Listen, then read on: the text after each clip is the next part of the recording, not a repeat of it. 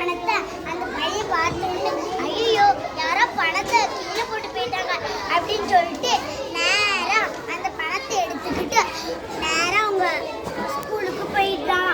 வேகமா போனாலாம். போனோடனே அவங்க டீச்சர்கிட்ட போய் அந்த பணத்தை போய் கொடுத்தாலாம். அந்த டீச்சர் ஐயோ இவ்வளோ பெரிய காசா யாருக்குள்ளது போலீஸ் ஸ்டேஷன்ல தான் நம்ம சொல்லணும் அப்படின்னு சொல்லிட்டு போலீஸ் ஸ்டேஷனுக்கு போவாங்களாம்.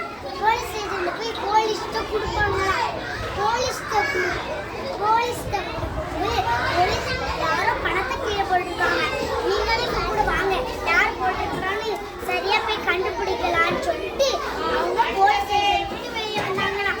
வெளியே வந்து அப்படியே நேரா மணந்து போகும்போது ஒரு விவசாயி ஏதோ யோசிச்சுட்டு இருக்கும்போது ஐயா இது உங்க பணமா?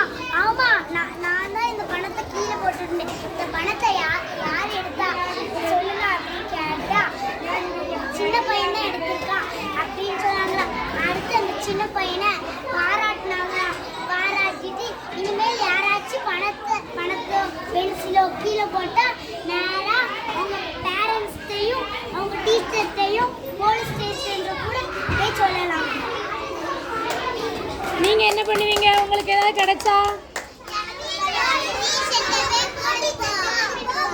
வேற பெரியவங்கிட்ட பிடிக்குங்களா? சரி, வெரி குட். அப்படியா?